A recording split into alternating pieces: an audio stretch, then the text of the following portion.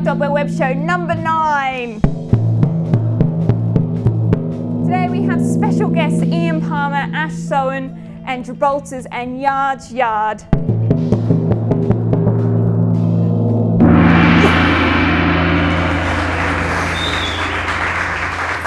Wow, very good. Have you been practicing the timpani then? Yeah. Well, very good. And I suppose this special edition that we're also talking about, the great percussionist Vic Firth himself, I suppose that's... It's all tied in. It's all tied in with Vic Firth. Very good, very good. Well, welcome to show number 9, as Gill has said. And I'm lucky enough tonight to be joined by Ian Palmer and Ash Soan. So let's get started. How are you guys? Great. I'm good. Good. Comfortable? Yeah, as long as I keep forward. Okay, good. As long as I keep back. Ash, let's start with you. Yeah. So you've just started filming, I think this is the 3rd series for you on The Voice. That's right, yeah. So how long is that process? And tell us a little bit about... The whole thing goes over 3 months, but they spread it out from like now and then the lives are in March. But we're doing this is the hardest bit really. This is the blinds, you know, when the chairs turn around. Okay. Hopefully, for them. And that's a load of tunes. Like we have to do a lot of work in a couple of weeks, really. So what's your average day then? Well, we get in usually about sort of start around 10, finish sort of 7:30. Just stop for lunch for 45 minutes, and that's it. And just sat on my seat all day long. Wow! And Yeah. have you had to learn any new skills? Well, my reading really is come up. You know, since I've been doing it. This is the 3rd series, and the first series we got a few MP3s through first. And I've just listened to all the ones that are pretty tricky. There's so many tunes, but it's like 120 tunes, so you have to read. Wow. Yeah, so now my reading's really getting together, and this time around I sort of challenged myself. I didn't listen to anything, I just sight read it. And I fell off the bike a couple of times in rehearsal, but that's okay. But yeah, my reading definitely has come on, and I'm 45 now, and I've known this dude for a very long time. Right. A little while. Yeah, we were talking about it earlier, but and I was sort of reading back then when I was 19 at college in Manchester. My reading's getting worse actually as it goes on, I think. Well, this is it, you got to do it, haven't you? This is the thing. Ralph told me and stuff that the thing about sight reading is you can't really prepare. No. You've just got to be in that situation, and The Voice for me has been perfect for that. Okay. What's your favourite part about the show? I don't know. I mean, I guess I like the challenge of that, really. Do you? Yeah, I really do. I like the challenge of playing all the different styles, because one minute, like this series, we're going to do an Iron Maiden tune. Wow. And Really? and then I'm playing brushes, and I'm, it's like... What, not for the Iron Maiden tune? No, Okay. definitely not. So there's all the different styles of music that you get to play, really. It's kind of cool. So you don't actually go and think, right, I'm playing an Iron Maiden tune, I've got to study a Nico McBrain. You actually just have to do it there and then. You have to listen. The guy that writes the music writes all the fills out, which is absolutely astounding, which I ignore and do my own. Okay. Has he worked that one out yet? Yeah, he's sussed it now. He still likes it, like writing them all out. Steve Parry's name is fantastic. But yeah, I mean the reading thing, that's the one, and it's led on to other things. I mean, for years I never read. I never needed to read. So my first proper reading gig was The Voice, and I'm really glad I've got that skill. I've gone on to do other things which there's no way I would have been able to do. Right. Like the Terminator Genesis film session the that I latest did films out. with Yanto. There's no way I would have even... Ian Thomas, that is. Yeah, Okay. Ian Thomas, yeah. There's no way I would have even entertained that, 4 years ago. Yeah. And then I did a session for Rumour and Dion Warwick, and that was a Burt Bacharach thing. And again, it had to be read, and I wouldn't have been able to have done that if I hadn't got my reading together. So now I've just kind of changed my attitude towards it, because for many years, I mean, I didn't have to, just sketch things out like people do. Yeah. And now I say to guys, it probably is worth having a little look and just at least understand what it is. So if you're thrown in that situation, you might be able to survive, Cool. Yeah. Well, Ian, how are you? I'm good. So, a couple of things. First of all, obviously you run this event called The World's Greatest Drummer. Yeah. Tell us a little bit about that. And also, why did you call it The World's Greatest Drummer? Is it because you think you're the world's greatest drummer? Here we go. Tell me. Come on. That's a great question. So the World's Greatest Drummer concert started it's actually me and my good friend, the late John Brooks, who Yeah. is the drummer in the Charlatans. Yeah. We used to get together, this was in my drinking days at the pub, talking about all the great drummers, and we used to look on YouTube at videos of Buddy Rich and Louis Bellson, and John was a real fan of a lot of those guys, great technical masters on the instrument. And we just sort of progressed through by doing one concert with myself and John, with the big band we put together of friends. And it was called The World's Greatest Drummer, because I was always a big fan of that album, Buddy Rich's album, Yeah. live at Ronnie Scott's, where Ronnie Scott says, "Ladies and gentlemen, please welcome on stage a fantastic band led by the world's greatest drummer." Excellent. So, yeah, in hindsight, maybe it was a good name, maybe it wasn't. No, it's cool. Yeah, Yeah. but it was definitely a sort of a tribute to Buddy Rich, if you like. Not we play other music as well. But I'm just really surprised at the way the whole concert's just grown. This year we did the concert with Steve Gadd. Yeah, how was having Steve Gadd in your rehearsals or overlooking you? Was that? That was pretty intimidating. I mean, he's in this very room playing the music of Buddy Rich. We've got Steve White, Yeah. Pete Cater, Yeah. myself, and I remember just setting the drums up here with Steve, just kind of calmly watching me, and he was so lovely, so easy to work with, and so kind actually. But I mean, it was intimidating showing up here with a 17-piece orchestra, walking in, and everyone was like, "Go on, Ian, it's over to you. Do your bit." So the World's Greatest Drummer is a concert which has just basically grown and grown and grown, and sort of has self-momentum now. It's just kind of grown, each year gets bigger and bigger. I think we've got a video, actually. I think we've got a video of you doing your rehearsal here with the guys and a rehearsal on the day. So let's take a look at this video.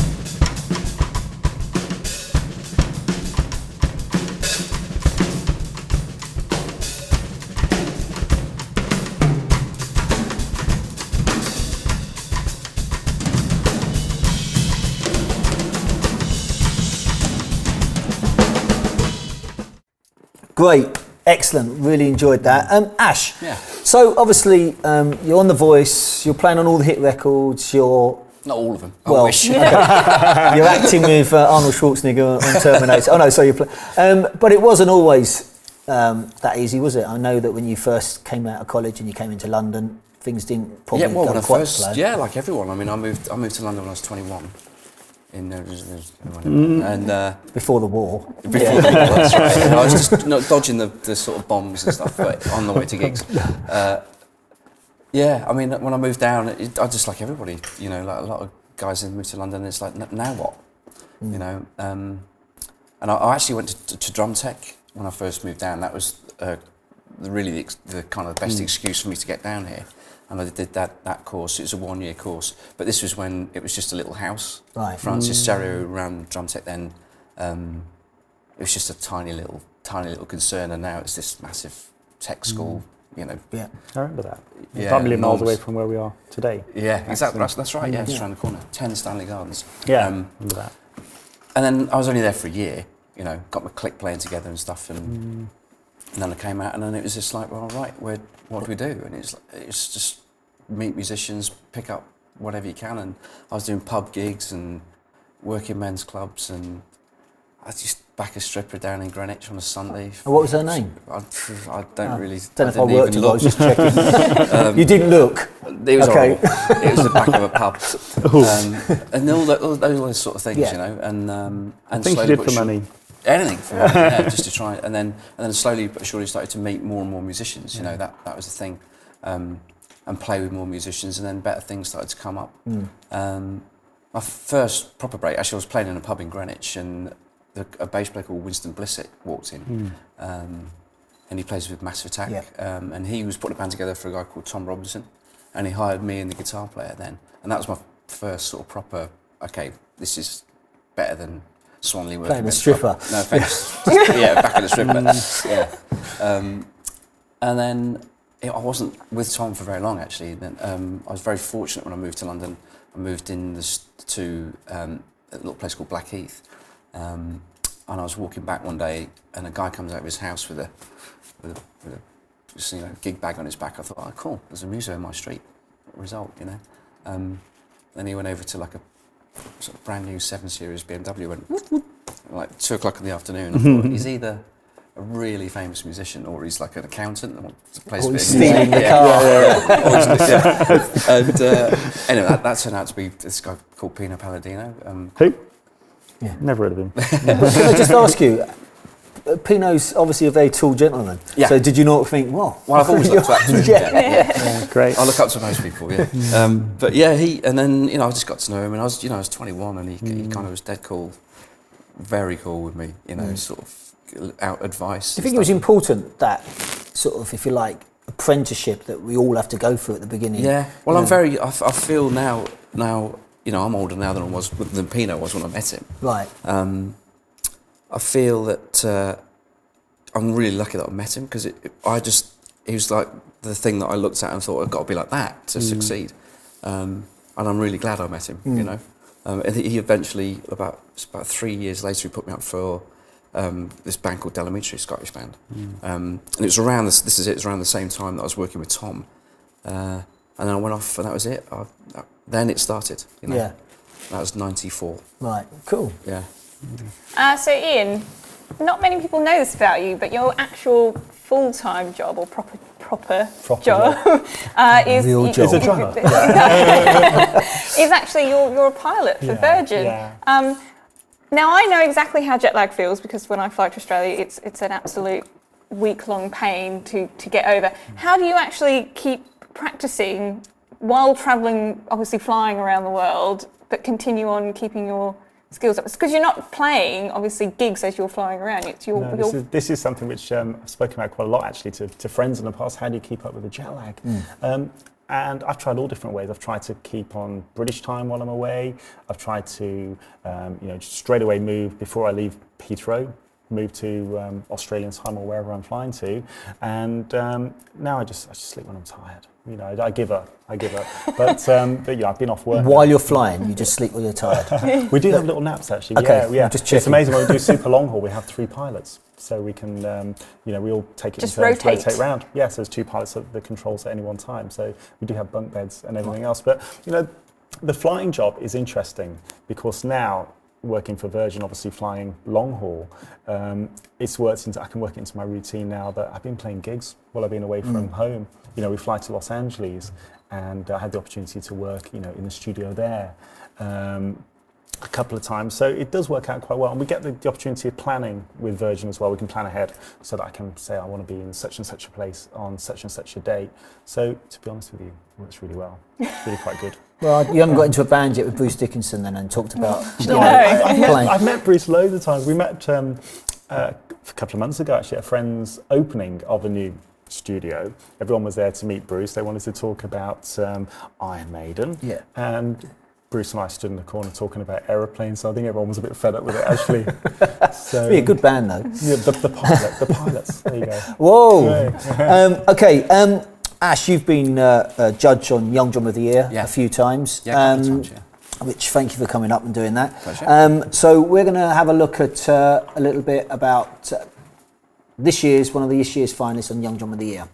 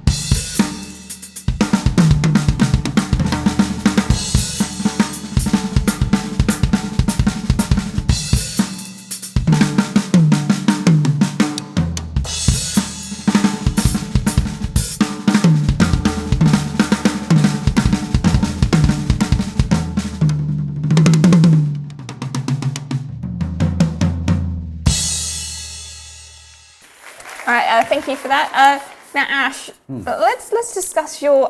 I think obsession would obsession be the right word for your Instagram, or passion, or what word would you describe your? Because Instagram you use a lot. I just started using it. The way it came about, I got this little studio, which is obviously featured in all those vids, and I was just trying to get my sound together, and I videoed it one day, put it up, and it got a really big response, you know.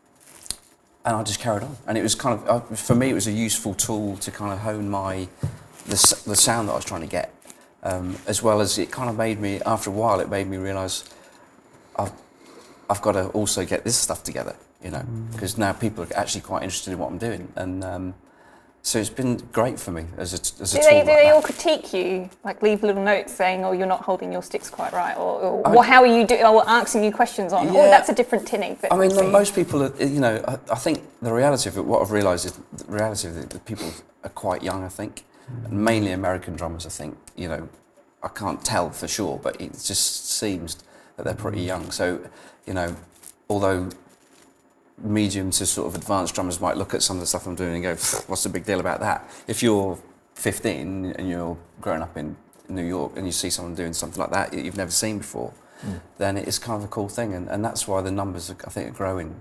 Do you think it's important for today's society? Well, I was talking to a drummer, Dave Ohm, jazz drummer, and he said, "Oh man, I love your Instagram things." I was like, "Wow!" And he's a proper drummer, you know.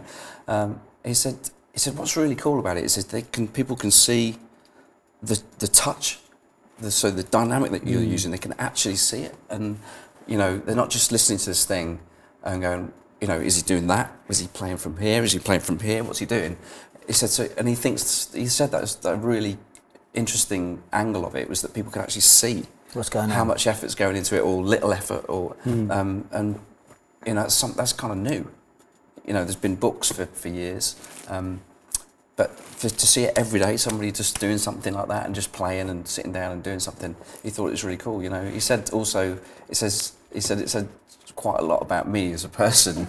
Is the fact that you're not, you know, not an incredibly ego-driven drummer, which I probably am, but but the fact that I'm very comfortable with playing drums. Right. And he says that comes across, and he said that's actually, there's not many people that can just play and go, this is me. Oh yeah.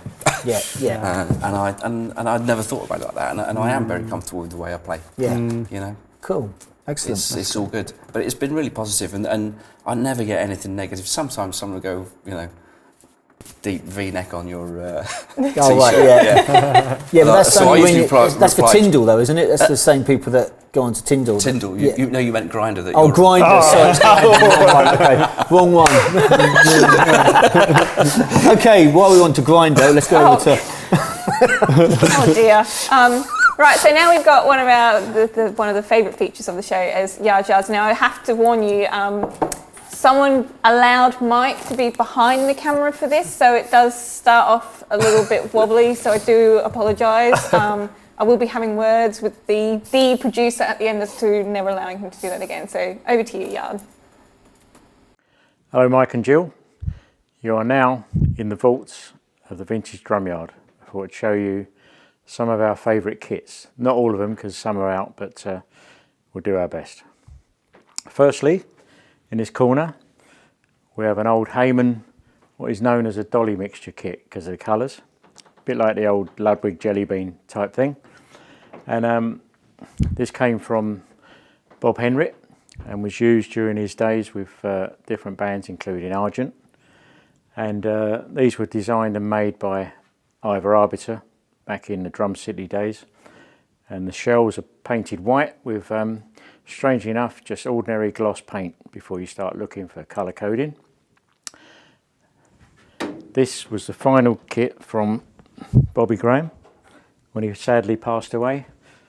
Bobby and Clem Catini are two of the most influential UK drummers and played on all the hits you thought were played by other people, including the Kinks, Dusty Springfield, anything from the 60s eras with PJ Proby, where drummers would go into a studio, read the chart, a couple of hours later they're out with a big hit record that goes straight to #1 or certainly into the top 10.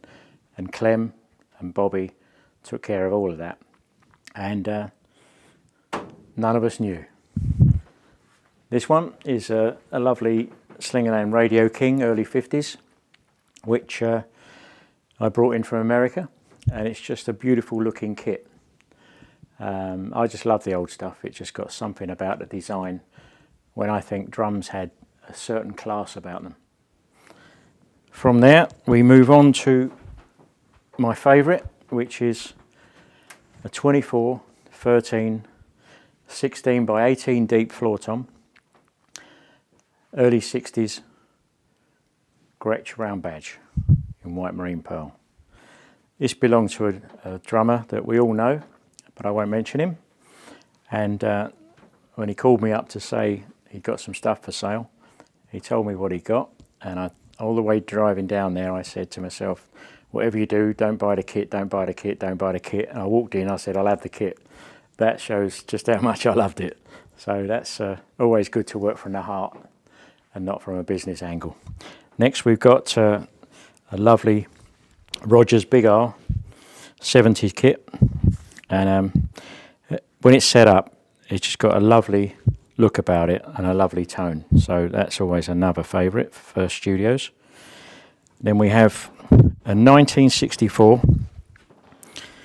what is now known as a Beatles kit, similar as any Ludwig kit's known as a Bonham kit in green sparkle, but this is a month younger than Ringo's initial kit, and it's a 20, 12, 16, and I've got it for sentimental reasons more than anything. And this is an actual pair of Ringo's stage sticks, which I stole from him, well, from Henry Spinetti really, after the gig we did with Clapton, when he used to come down the road and just join in at one of our usual yearly New Year's Eve gigs. And then we've got a white marine pearl Ludwig kit, 60s. I've got to say Ludwig and Gretsch are my two favourite brands of the old vintage kits. They just do, we know exactly what they're going to do, and if we get called for a session, they're asking for a certain sound, we know no matter what happens, this will produce the sound, and so we hang on to that.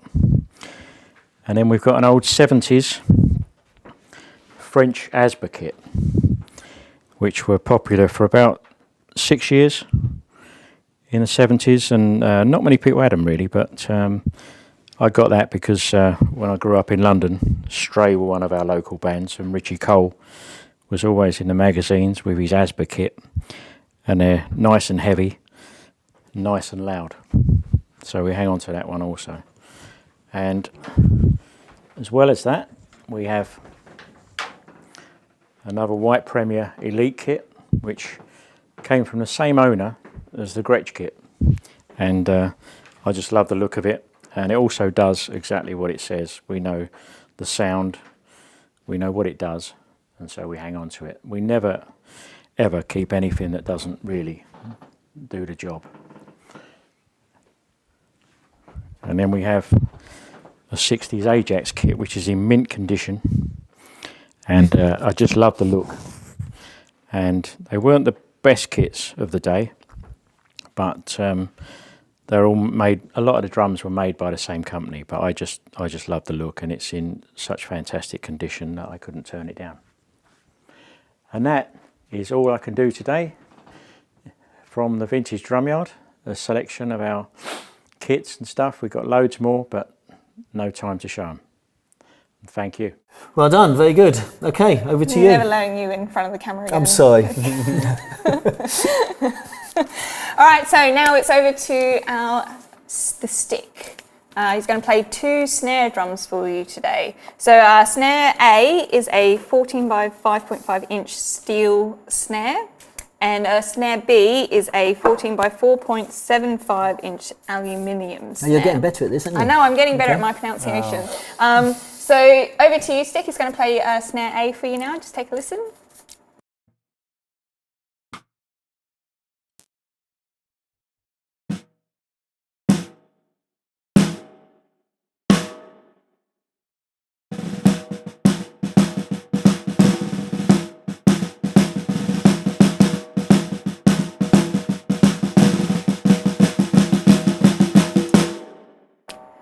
and we'll have a snare B, please. Well, that was definitely a snare drum. Yeah. Yeah, it was. I'll work that one out. It wasn't a cymbal, was it? No, that's good. Good start.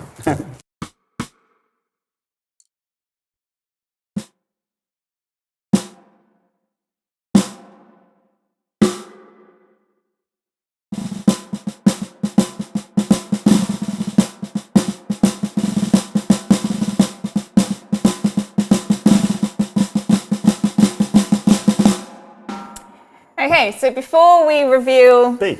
which one, Great, done. Can you wait? yeah, can you let me finish? This is the moment. So, which one did you like the sound of, preferred, interesting, overall thoughts on A or B? For me, Yeah. I kind of like the second one. Second one? Yeah, but there's something about the first one I quite like that would be, it's kind of got something in the bottom end which would be quite nice for backbeats, I think. Yeah, But as a snare, that second one for sure. I think so. Tuned a little differently, I think. Snares and A. Tuned a little differently? But isn't zero detuned ring- like zero- Ash detunes it? Zero you ring know. on it. Detuned and covered in gaffer tape like Ash likes them, you know. But I like 'em like that. okay, cool. So All right, it's B. so we're gonna, I'm gonna clap my hand, we're gonna show you both. Okay. I'm so used to seeing both like kits there, and seeing just snares feels a bit bare. So, snare A is by Providence Drums. It is made from a reclaimed steel panel taken from a 1962 VW Type 2 pest control van.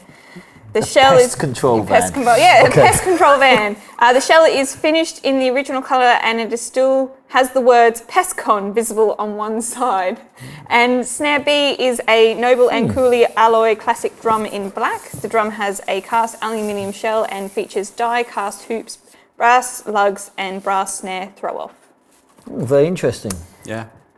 Is there any chance that the stick, you could bring the Providence snare drum over to me, please? My goodness, it moves. Yeah, it moves. Don't talk to it though. Wow. Sure So, you take the mic interestingly, the Providence snare drums is an English company, but they make drums out of reconditioned parts. So you can be a drummer that could have your drum made of a Bentley car.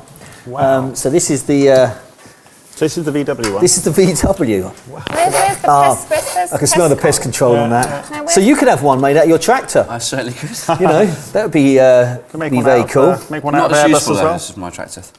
That's nice, isn't it? Amazing, yeah. Like that. Where's the PestCon? That's what I want to know. I don't know. Is there a pest control sign on it They somewhere? say there is. Wow. I haven't had a chance to look at it. Would you yet. actually, we could throw this into the use it or lose it. Would this be a drum that you would be interested in, guys? Well, like I was owning? saying, there's something about, there's like a bottomy, middly thing that's this has got, this is a bit weird, but it might sound quite nice. Right. You know, so yeah, I use give it for- What about you, Ian? Would you use? I would, I tend to use wood shell drums. Okay. So this is something different. Well, you could have, obviously, if he's making it out, I know he's made it out of beer barrels. To make it out of Airbus. You Well, could I was make going to it say, out. Yeah. I thought you were going to say you wouldn't take that one, but you'd take one that was made out of an Airbus. Right. Exactly. Well, I'd have one made out of a Bentley, and then I can say I've got a Bentley. You know. What, a car? No, just the drum, you know. That's an interesting concept, for sure. Yeah. Yeah, cool. Okay, I right. like it. So it even says on the inside, by the way, VW Type 2 panel van. Yeah. Okay, well, you can check this guy out on Providence and see all his lovely work. There's been a review. I'm going to keep this away from the boys. Okay, so we come to this section where it always scares me, to be honest with you. Every week we've had some very bizarre show and tells. So looking at you two, goodness knows what. I'm hoping you haven't got a jumbo jet sitting outside or something. Okay. Funny you should say that. So Ian, let's start with you. What have you got for your show and tell this week? Well, this is very special to me, actually. It's quite emotional. As a kid, I studied in the States on the East Coast with various drummers, actually. And this was something that was given to me at the age of 14 by the legendary Joe Morello. And Joe always said that if he wasn't a drummer, he maybe would have liked to have been a fireman or something like this. And this is actually a badge from the New Jersey Fire Department, which Joe got given when he did a concert for them latterly, and he signed it for me as well. And obviously with Joe's passing, this means an awful lot to me. In fact, at the time, as a 14-year-old, I became so used to Joe, studying with him so regularly, that, you know, as time's gone on, that's really, really dear to me, and it's something which I, treasure. You're very good. Very special. Interesting fact, actually, with Joe Morello. We were talking about it earlier, but I know that Charlie Watts, on his signature stick, Vic Firth signature, all his process that he makes on that stick goes to the Joe Morello family, and has done ever since he's had the signature stick. That's great that people are giving back as well, because Joe was such a giving person. Yeah. You know, that's what he did. Yeah. You know, he really took me under his wing as a young upstart drummer, trying to find my way, and taught me such a lot. And obviously he was with Brubeck for so many years. One of my favourite albums is actually the Brubeck Plays Disney, which is Joe on drums. But anyway, Ash Soan. Yeah. You got the tractor? Come on, lads. No, Okay, so what have you brought to show us? Well, I just want to make people aware of something that, you know, that not many people know. That you were involved in the Olympics. Oh yeah, here we go. It's time. Trying to show you up now. Take a dig at Mike. Here we go. And I did it too. And this is the jacket that they all kitted us out. So this is just the jacket from the opening ceremony. But yeah, it's good fun. Yeah, because you did it with Mike Oldfield. Yeah. To be honest, I didn't get a jacket. Right. You just cruised in and for 30 seconds did your bit, and we used to meet. We were on 12 minutes actually. We're 12 minutes. Yeah, it was the NHS bit. Okay, and we used to meet behind the NHS beds where Ash would have a quick cigarette. And, you know. Okay, thanks for that. But anyway, it'll be for the next Instagram video as well, that jacket. Yeah, maybe. Yeah. Okay, over to News? You. Yeah. News, okay. All right, so since filming the last of the Mike Dolbear web shows, it is with a very heavy heart that we say goodbye to a great in the drumming industry. In the drumming world, we have lost a great teacher, a mentor, and a pioneer.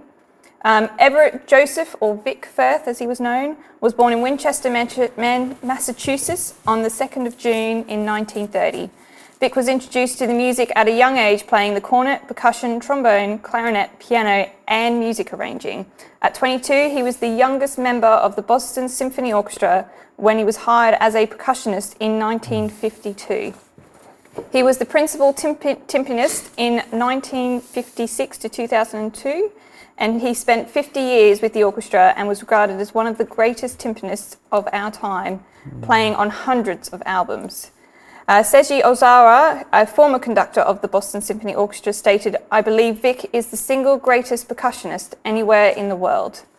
During his time with the orchestra, Vic Firth Company was born. He felt he needed a better quality sticks for the pieces he was playing, and he went and created the SD1 and SD2. What was meant to be just for his own personal use, over time they gained popularity among his students and was eventually carried by retailers. He not only guaranteed that all his sticks were straight, but also became the father of pitch pairing. Over the years, his company has grown, offering a variety of sticks, such as Signatures series, which have also starting with Steve Gadd's signature stick, and to introducing an injecting moulding system where the stick and the tip become one. In 2013, the company celebrated 50 years of making the best sticks and mallets for drummers and percussionists. In 1992, Vic received an honorary doctorate from the New England Conservatory and soon became an in-demand faculty member for almost 5 decades. In 1995, he was inducted into the Percussive Art Society of the Hall of Fame. Now, I know all three of you have, I know Mike particularly has been friends with Vic for a very long time, and you both have met Vic respectively. And I thought it would be a good time to share stories about Vic, not so much about his company, but about him as a person, because not many people get to see that side of him. Yeah. Who would like to start? Well, Vic, first of all, I've never ever played any other one else's drumsticks apart from Vic's drumsticks from the very start of my career. And Vic was really, really kind to me when I was starting out, and always gave me such good advice. He heard me play drums, and he said, "You want to try something else and be an airline pilot?" No, actually, what he did say, what he did actually say was, you want to consider having something as a backup plan, have some qualifications, because the music industry can be so unreliable, which I guess is true to a certain extent.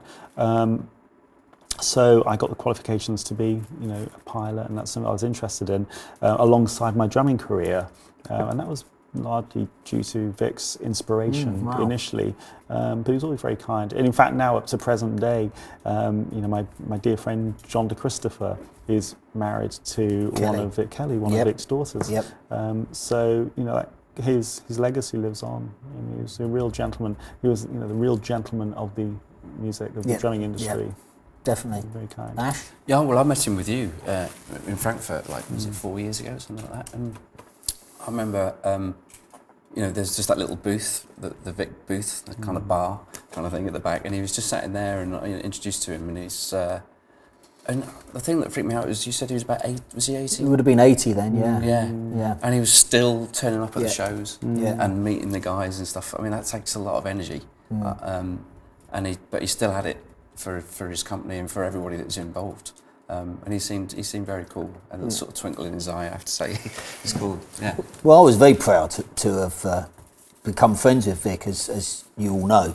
And bizarrely, not to say it again, but unfortunately on the 27th of July, which was the 3rd year anniversary of the opening ceremony, obviously was the day that Vic died. And I got a phone call to say that he passed, which was tough.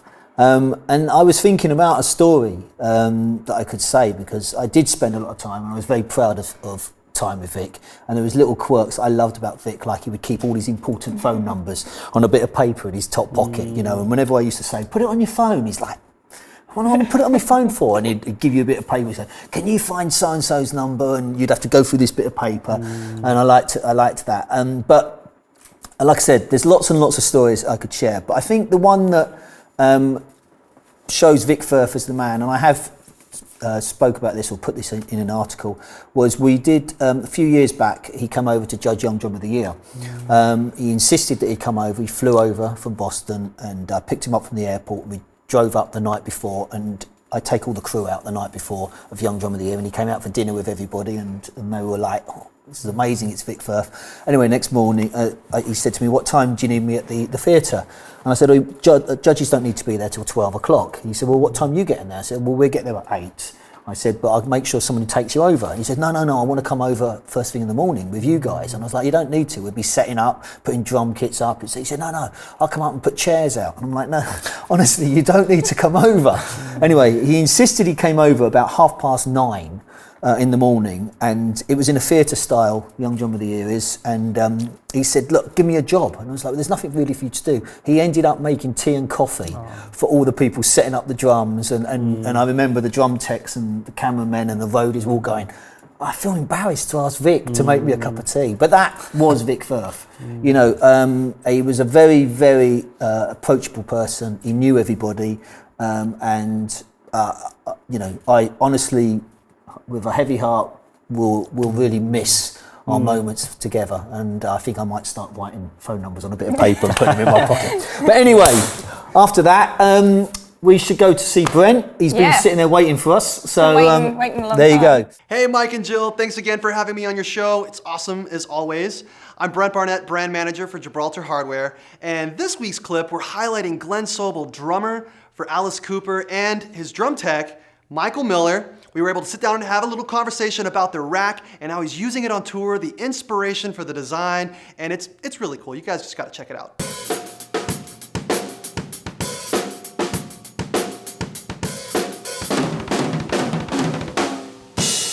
I build a lot of racks for our artists that are endorsed to our brand. And one of the biggest concerns they have is they say, Brent, I want to be seen, I want to be noticed, I want this to be badass looking, I want to be there, I want to have a huge presence. Gibraltar Spider Rack does just that.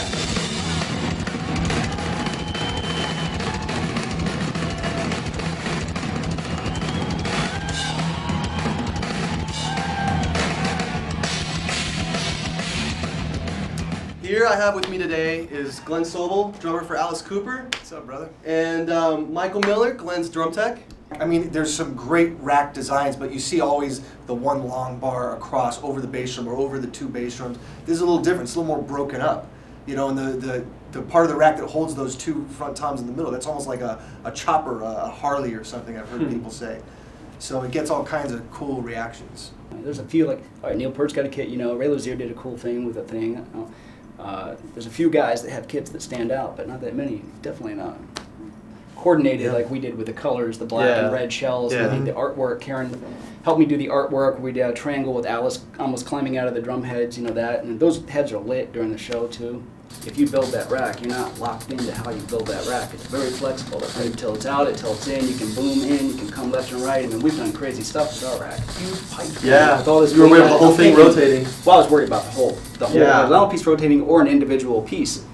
Haven't not worked with it before, but had zero movement on anything. Basically with hardware, when I was striking a kit, maybe I would find wing nuts that were loose on the way out or something. Never had an issue with Gibraltar. Everything is triple locked. The cymbal tilters have screws in them. There's memory locks everywhere you can put a memory lock. Nothing can rotate, nothing can fall. Nothing did fall. I wish I could say there was something to talk about. There's really not. Too good to be true, right? In 78 shows, it took a beating, I can tell you that. I feel like just the king on that kit because, well, I love that it's a lot less crowded. There's not as much hardware in the way of all those stands we were talking about and boom arms and tom holder arms. It's a lot cleaner looking.